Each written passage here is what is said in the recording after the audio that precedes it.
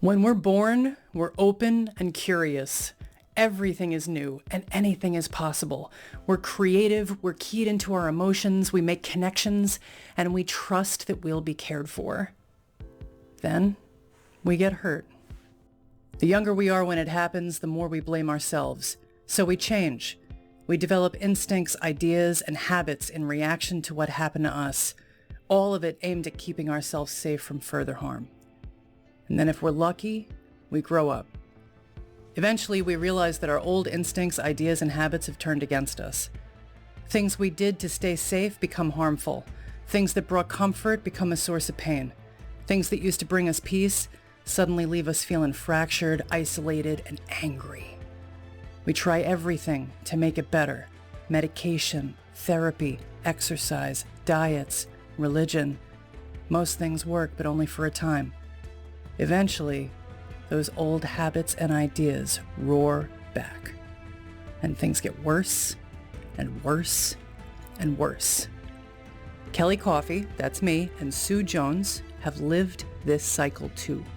We are passionate about helping other women heal and break that crushing cycle of trauma and self-sabotage.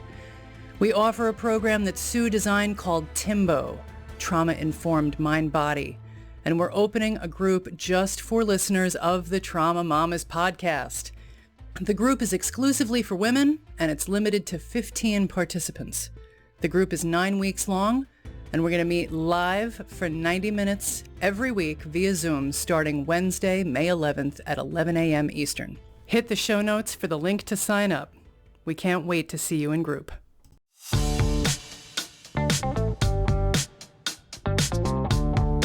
In infancy, I don't think that there is any ability to differentiate between the self and the mother. Hello, gorgeous, and welcome back to the Trauma Mommas podcast. I am personal trainer and wellness coach Kelly Coffey. I am here with the well-spaced, smooth-voiced, prolific author and trauma expert, Sue Jones. Welcome back. Thank you. Nice to see you again, Kelly, as always, my darling. You got anything top of mind today that you want to tell me about? Just my book coming out and working on all that stuff. What book? My coming memoir called From the Flood. I vaguely remember you asking me a couple of months, maybe weeks ago, what I thought about you recording the audiobook. What did you decide there? I'm going to do it. Whoa. Somebody said to me, it doesn't make a lot of sense to have somebody narrate your book if it's a memoir. I did some samples and sent them out to some people, and I got good feedback. I know the story so well. I've read the book 10,000 times. Now, when you look for feedback, do you ask neutral observers who don't know you? No, because I don't have their cell phone number. Fair. I mean, you could just do it old school and pick up your cell phone and dial in some numbers and then be like, hey, can you listen to something crank calls? Yeah.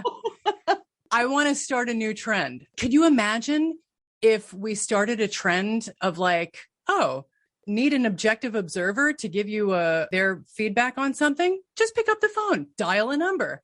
Could be a fun way to connect. That would never work because culturally, we're now into this space where anybody that enters our space that we don't know, we are immediately on the defensive. That's true. But maybe this is a way to begin to go back to a more trusting, open, curious, cultural norm. Maybe at the end of this episode, I will just whip out my cell phone and dial some numbers and we'll see if my theory stands up. Why don't we make a crank call and have that person on as a guest? Hey, my name is Kelly Coffey. I'm a personal trainer and I want to talk about your trauma history. What do you got? I think the days of crank calls are over. All right. Let's bring on our guest, whom I don't know at all, but about whom I am extremely excited. I don't even know what she wants to talk about. I've never seen her before in my life, but the 9 minutes that I heard her speak, I'm just excited about who she is. I'm curious about what she's here to talk about. So welcome, Supriya, to the Trauma Mommas podcast. Thank you. Hi, Kelly. Hi, Sue. Hi, Supriya. Supriya, who the hell are you? I'm a 52-year-old U.S. born and raised child of Indian immigrants, single, no children, and a business professional. Well, welcome to the show. I Thank you. love your name so much. I've never heard it before, Supriya. It's just gorgeous. What is causing you stress? I have been living my life with depression since as far back as I can remember. And I think that I was born with a tendency towards depression. I can remember feeling like I was a mistake and in the way.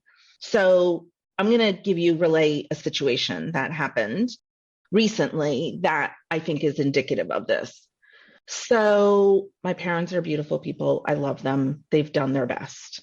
They both had their own, I think, traumatic childhoods. I think especially my dad, but I have a lot of conflict with them. So recently I had this really bad pain flare up, and usually on Sundays we get together for dinner or lunch. So on Sunday I woke up late, but I was in so much pain when I woke up, and I got a text from them saying, we'll be there 12:30. So I wrote back and I basically said, whoa, I just got up. I've been in a lot of pain. I haven't slept in 2 days. I'm having a pain flare up. And so the text I got back was, okay, we'll wait to leave until we hear from you. And I was like, did you not effing read my text? Don't you care about asking like, oh, what's wrong? What happened? Or are you okay? I just got really, really upset. I pretend like nothing has happened. I disguise all of my rage with comedy, and I couldn't do any of those things. I felt so guilty. My mom came over. I was actually in the shower when she came, and I just wasn't having it. So I felt the rage. Then I felt the guilt. Then I felt ashamed. Then the worst of it all was blind fear and terror. 2 nights later, we went for dinner and I pretended like nothing happened. In a 24-hour period, the amount of intense emotion I went through about being dismissed was just exhausting. I think I'm just so upset about how intimidated and scared I get by my parents and my sister, because they're just loving people and they're not trying to hurt me. I want to handle it like a healthy, whole human. I was just making the assumption that you were an only child. And when you said you had a sister, I was surprised. Me too. What was your relationship? So when I was 6 months old and my sister was almost 3 years old, we were sent both together to live with my paternal grandparents in Africa. While my parents were in the US, my mother was completing her residency. My father was in graduate school. They sent you when you were an infant? Yeah. My mom was overwhelmed. And I think at one point my grandfather had said to her, why don't you send the kids here just until you finish your residency or until you feel you can handle it with both of them? I will tell you, it's still the one thing I asked my mom this years ago. It's the one thing in her life she regrets is sending us away. Supriya, in those 2 years when you were on the other side of the world from your parents, did you see your parents during that period? To be honest with you, I can't remember because I was 6 months old. So I just can't remember whether or not they did. Okay. So either you were separated from your parents for reasons that you could not possibly understand for 2 years, or you were separated from your mother and father, and then they came and they saw you and they held you and they loved you and then they left you again. Yeah, it's possible. Of course, I never even thought about it, right? Consciously, never even thought about it. I was an infant. And I always attributed whatever angst I had to conscious memories. But the more I thought about it, the more I imagined, oh gosh, of course, for an infant, I must be so hardwired with fear. That's why I was so conflicted on Sunday, because I was still hurt. But I was so afraid of feeling that. These people, they love me so much. I love them so much. These are people who will never, ever turn their back on me. What I heard you saying there in the beginning is the story of this big reaction you had to feeling dismissed, and that you were aware of all that. But then there is a cacophony of uncomfortable emotions and self-judgmental tapes that then take over. Would that be accurate? Yes. Okay. There's something that I'm hearing echo through listening to you share, and it's this very protective, this loyalty that could possibly be part of the source of the discomfort you're feeling. So when you have a reaction to something they say or do that's not within that loyal lane, then there's all kinds of self-judgment that then you pile on top of yourself. Then it kind of gets you all tumbled up in this place of discomfort and fear. And then eventually it short circuits out to depression. 110,000%.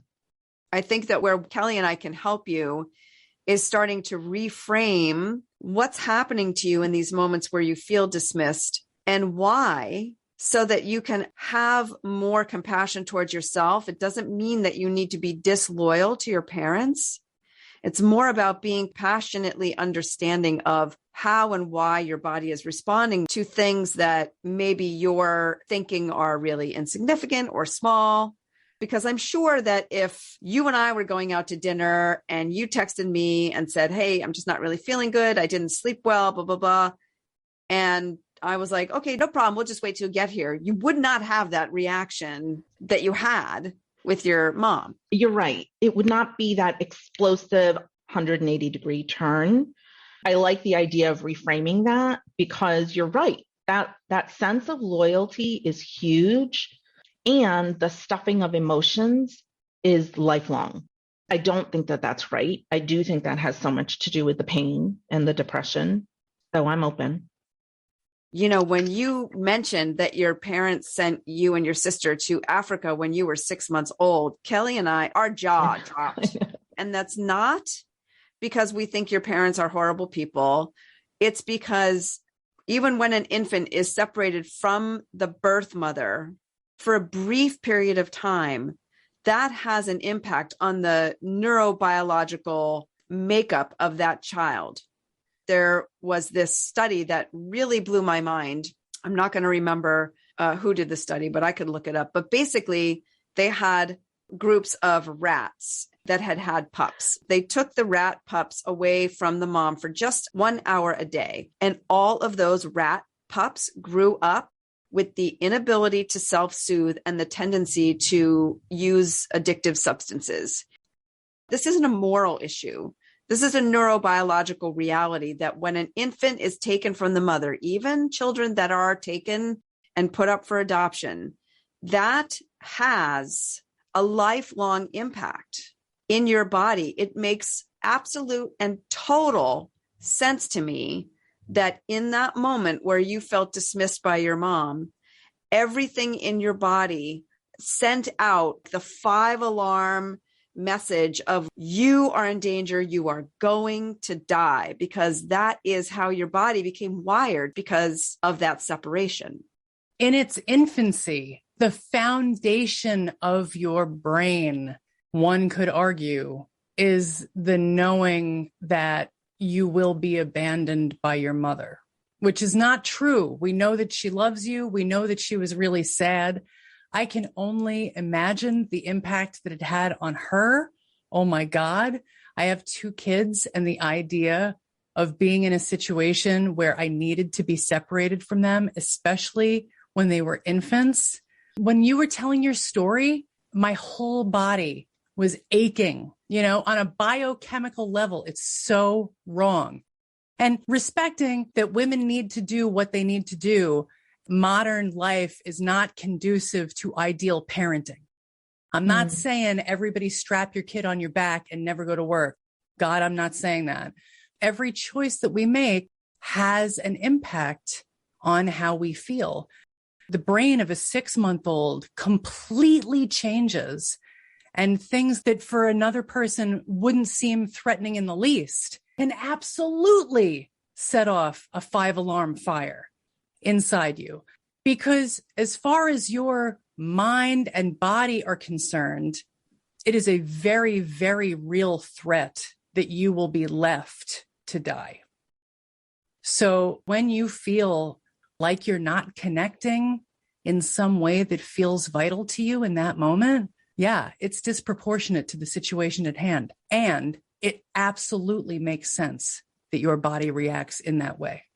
I'm tearing up. Sometimes I imagine myself just holding me as a baby, that infant who might be so scared, and the simultaneous sadness for my mom, honestly, which she was taught was to listen to her elders, that her elders knew more. I have a lot of compassion for both of us. I never had compassion for her, ever, until we talked about it. And that was when my relationship to her changed. It's not because she didn't love me that this happened. That is a good base to start building a compassionate habitat. Neither one of you had the opportunity to form the bond that is so critical for children's development. When that happens, we spend the rest of our lives trying to find that bond, chasing that feeling. If we can't get there with our mother, we'll chase it somewhere else. And then if we feel like we're never going to find it there, we just become fiercely independent people. And we're like, well, I don't need anyone. I am so independent. I am capable. You just described my life. There's this polarity of feeling so much like you want that connection. You're looking for that attachment. And then on the other side of that is, I don't need anyone. I can do everything myself. That is, yeah. Supriya, what are you feeling right now? I just want to hold my mom and I want to cry. I'm just feeling so much sadness. This separation was so profound. This is the first time I'm sharing it with anybody. So the same as you, the details are always different. In my case, my mother was extremely depressed and an addict, an alcoholic, and she was there in the house, but asleep on a couch for most of my childhood. Checked out completely, not available in any way. And I too developed that, fuck you, I don't need anybody and I don't need anything and I'm always going to be in charge. And I'm going to pick people based on how certain I am that I'm in control of the situation and no one's ever going to hurt me and no one's ever going to leave me because I'm always going to leave first and all of this stuff. I've got 2 experiences in my history where someone left me, sort of, but not even. And it was so psychologically and emotionally devastating to me that I basically lost a year of my life. I built this whole way of being specifically designed to keep me from feeling abandoned ever again. Mm-hmm. And there was no consciousness around it till I started doing this work. And sometimes, because at base we were born to feel connected, I will sometimes have that moment of like reaching out. And what do we do when we reach out? Whether it's for a lunch date or to ask someone on a date or to say, I love you, it's just us making ourselves vulnerable. Mm-hmm. So maybe we don't do it that much. And then to sense anything other than 100% acceptance, to sense any hesitation on their part or any holdback from that other person gets read in the body as total rejection. And then everything cascades. I'm such a this, I'm such a that, they're such a this, I should have never, why did I even, how could they? All totally disproportionate to the situation at hand. Kelly, there was one word that you didn't use that I heard in that story that Supriya told, apathy or disinterest. For you in that example, Supriya, it was like you were letting her know that you didn't feel well. And there was no interest in seeing you, in hearing you. I just said that to my sister the other night. It's like both of them are just not interested in me. And that goes all the way back. Picture this little infant who's got no mother around. And so that feeling that you have that's triggered by this perceived disinterest of your mother, that's what gets triggered. From the point of view of an infant, it's a grasp for feeling safe. Yeah, that's exactly right. Yeah. My entire body is braced. That's what I imagine me as an infant must have felt like, just braced for what in the hell is happening right now. And where is that smell and that lady that I know? And why is she not here? When babies are born, they want to see if their fear response is operating. And so they'll pretend to drop them and the babies go. And that's the image I had of you as an infant, this perpetual state of like, oh my God. In infancy, I don't think that there is any ability to differentiate between the self and the mother. You exist in those arms. And of course, like, I don't in any way mean to minimalize adoptive parents' relationships with their children at all. But generally speaking, at that early stage of development, the self is the smiles from the mother and the feedback from the mother and being able to mimic the mother. When that is gone, that causes a fracture that I don't imagine has any quick way to heal. Like, it goes so much deeper than my mom is gone. It is more like I am gone. There's no doubt that current fields of mental health now know that early attachment, or the lack thereof, is the source of later in life mental and emotional issues. And they have all kinds of types of attachment disorders. In the spirit of helping you have a little compassion for yourself without having to vilify your mother, is that because of that choice of your mother's, knowing that she maybe made this choice against all instincts as a mother, she handed you a lifelong battle with perpetual neurobiological fear. Fear is not a construct of the mind. Fear is the survival response. I'm so uncomfortable with the idea that my mom handed me this challenge. The essence of trauma is that something happened to you that you had no control over, that you had no power over. But I don't want her to feel responsible for this. That's the problem. I hear you, Supriya. And I have a question for Sue. Is it A, fair? And does it B, support Supriya looking at her mother through a compassionate lens to say that her mother handed her that?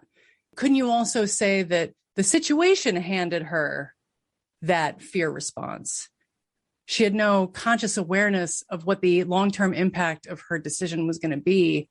It may be a matter of semantics, but the other thing that I think is really important, and this is probably going to be the biggest challenge for you, it's possible that your loyalty to your parents is there because it gives you a thread that connects you to them. And it's so thin and fragile that if you speak your truth or tell them how you feel or what your experience is because of a decision they made, that thread will just snap. And so you are prioritizing that thread over your own mental and emotional health. So even here, you're protecting that very fragile connection.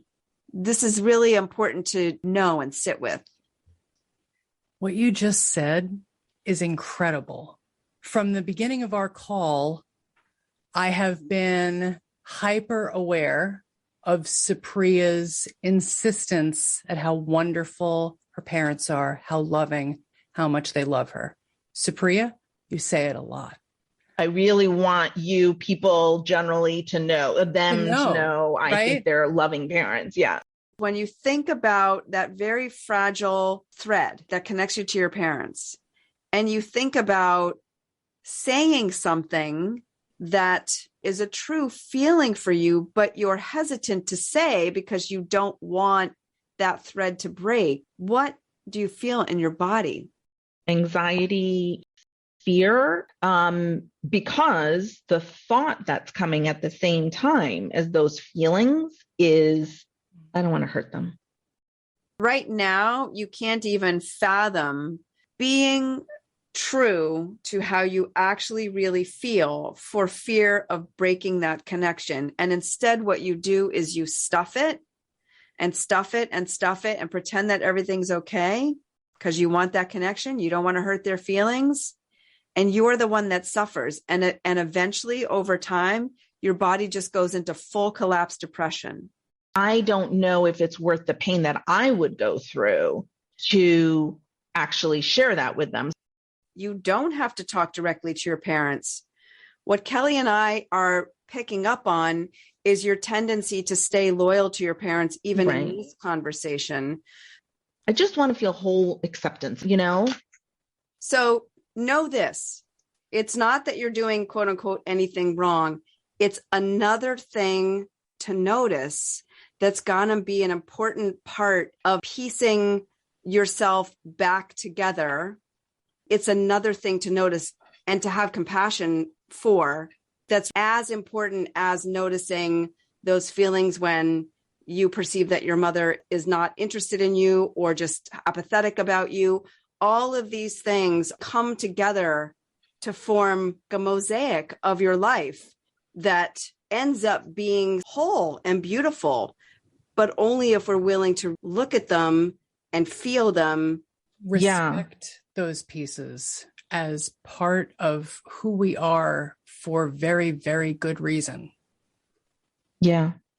The next time that happens, instead of beating yourself up about having feelings, go through a checklist. I never got to feel a sense of secure attachment. I learned as an infant to feel like my life was in danger because my mother wasn't around. And I don't feel like I am allowed to have these feelings because I am so scared to lose the little connection that I feel I have. That's where the magic happens. Choose to be the observer.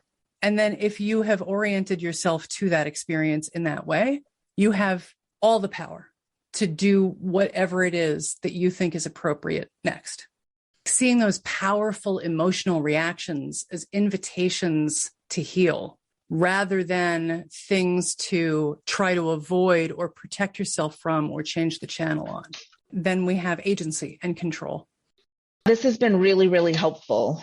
Thank you both so much. You can't see it. I've got multiple Post-it notes, which actually make a difference. Thanks. I'm so glad you came on. Thank you, Supriya. I'm glad that we were of some help. Thank you. I really appreciate it. I'm going to hang up now. Okay, bye. Okay, bye. Woo! That was a workout. That felt really good for me. I don't know how that felt for you, but that felt really good for me. I need a cigarette. I'm saying though, that was great. It really was. That was an emotional, I got kicked up in that conversation. I just love her. You know how just some people you just love, and I just love her. And I'm just grateful that she came on the show. If you feel like you can't possibly live through one more day of this bullshit, whatever this bullshit is, and you're really serious, like you can't go any lower, you couldn't feel any worse, you couldn't feel any more out of fucking control, that's when you become open enough to new information and new ways of doing things. That moment of desperation is a moment where change is possible. Yeah. That's when you join a TIMBo group. That's it. That's it. That's it, baby. That's it, baby. All right. I love you to pieces. I got to go. Likewise. Thank you again for another amazing conversation with another amazing woman. We will see you next week. Same bad time, same bad channel. Hit the website, thetraumamommas.com. Mamas, MOMMAS. Subscribe if you haven't already. And don't forget to sign up for TIMBo.